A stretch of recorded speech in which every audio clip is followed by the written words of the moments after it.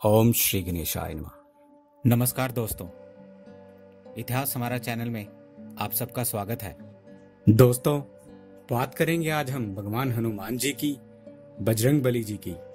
सावन का पवित्र महीना है और आप सावन के महीनों में कुछ भी करेंगे हनुमान जी को खुश करने के लिए, तो भगवान हनुमान आपकी जरूर सहायता करेंगे।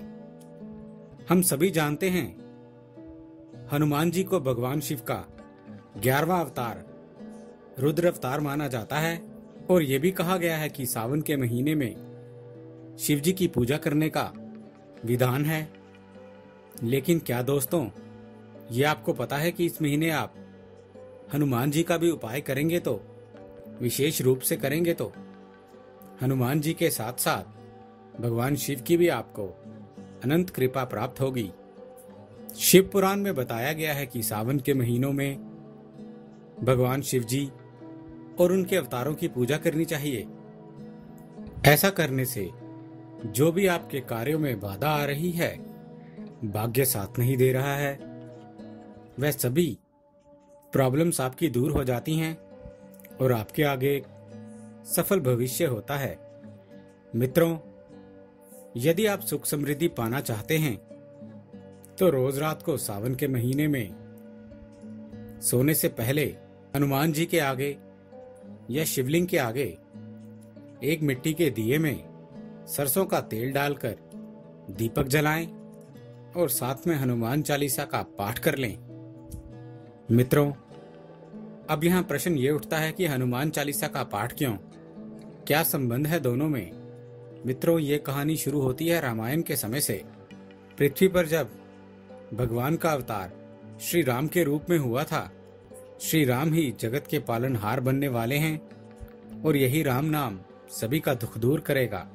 मित्रों, असली में भगवान शिव के अवतार हनुमान जी थे। भगवान राम ही शिव के हनुमान अवतार का कारण बने थे।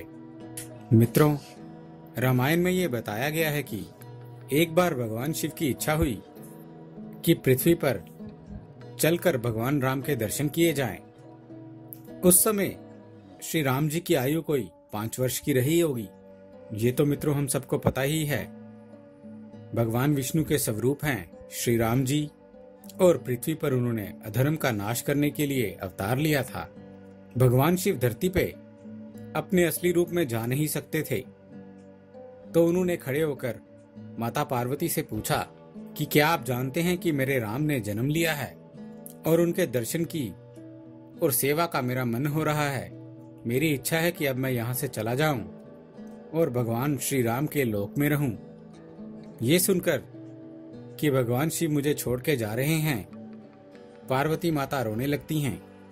उनका दिल विचलित हो जाता है और रोते रोते कहती हैं कि हे स्वामी, मुझसे कौन सी ऐसी गलती हो गई कि आप मुझे यहाँ छोड़कर अयोध्या नगरी में रहने जा रहे हैं। और माता पार्वती ने कहा कि स्वामी, आप अगर जाते हैं तो जाइए, मैं यहाँ पर अपने प्राण दे दूंगी। और ये कथा सुनकर भगवान शिव को मालूम हो गया कि माता पार्वती उनके बिना नहीं रह सकती और अगर मैं यहाँ से गया तो निश्चित रूप से माता पार्वती अपने प्राणों की बलि दे देंगी। इन सबके कारण भगवान शिव एक चक्रव्यूह में फंस जाते हैं। एक तरफ तो माता पार्वती उनके पास रहना चाहती थी, दूसरी तरफ उनको भगवान श्री राम के लोक में भी जाना था। अब भगवान शिव ने माता पार्वती को अपने 11 रुद्रों का अवतार बताया और कहा कि इनमें से एक रूप, इन 11 रुद्रों में से एक रूप वानर का अवतार मैं आज करने वाला हूँ। एक रुद्राक्ष में से आज एक रूप वानर होगा जो बाद में हनुमान जी के रूप में जाना जाएगा। बाकी 10 रुद्राक्ष से आज मैं मदारी का रूप लेने वाला हूँ। मित्रों, शास्त्र हमें ये बताते हैं कि भगवान शिव सर्वज्ञाता हैं, सब कुछ जानते हैं। भगवान शिव श्री राम जी के पूरे जीवन काल को देख पा रहे थे। उन्हें पता था भगवान श्री राम को एक बार पृथ्वी पे कल्याण करने के लिए मेरी आवश्यकता जरूर पड़ेगी, तब मेरा यही वानर रूप श्री राम जी की मदद करेगा। इसलिए राम अवतार के दौरान भगवान शिव हनुमान जी में भगवान शिव अपने जैसी शक्तियां डालते हैं। मित्रों, भगवान शिव जी को यह भी पता था कि कलयुग में ना मैं नजर आऊंगा ना ही श्री राम नजर आएंगे, तब कोई अवतार भी जन्म लेकर धरती पर नहीं आएगा। इसलिए भगवान शिव ने अपने शक्तिशाली रूप को जन्म दिया, जो कलयुग में भी अजर अमर रहेगा और पृथ्वी लोक के लोगों के दुख दर्द को दूर करेंगे। इसलिए मित्रों, हम आज भी हनुमान जी के साक्षात दर्शन कर लेते हैं। इसके कई बार प्रमाण मिल चुके हैं जगह जगह कि हनुमान जी आज भी धरती पर मौजूद हैं। तो मित्रों, ये थी भगवान शिव जी के अवतार हनुमान जी की कथा। इस प्रकार भगवान शिव ने हनुमान जी का अवतार लिया।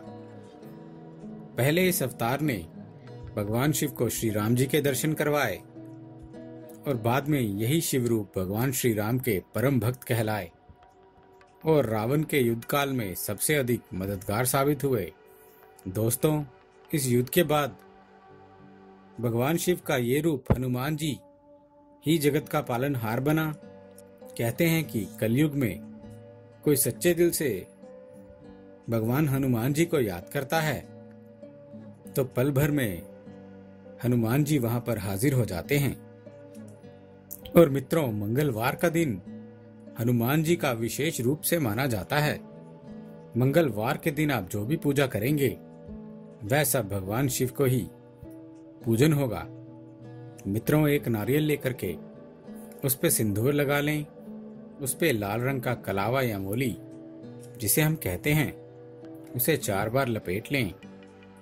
आप धूप दीप जला करके आपको इस नारियल की पूजा करनी है। नारियल को अपने पूजा रूम में जब आप सुबह पूजा करने बैठेंगे तो आप ये नारियल को रख लें वहां पे, रोली मोली चढ़ा करके पंचोपचार फूल फल धूप दीप से पूजा करें। और इसके बाद ये हनुमान जी के मंदिर में जाकर के, जहां पे सिद्ध हनुमान जी का मंदिर है, उस मंदिर में आपको ये जाकर के चढ़ाना चाहिए, तो आपके जीवन की सभी बाधाएं दूर हो जाएंगी। मित्रों, यदि आप जिस दिन आप पूजा करते हैं उस दिन नहीं भी चढ़ा सकते हैं तो पूजा करके रख लीजिए। और आप अगर एक दिन बाद भी जाना चाहें तो उसको आपको बाद में जाकर हनुमान जी के मंदिर में चढ़ा सकते हैं।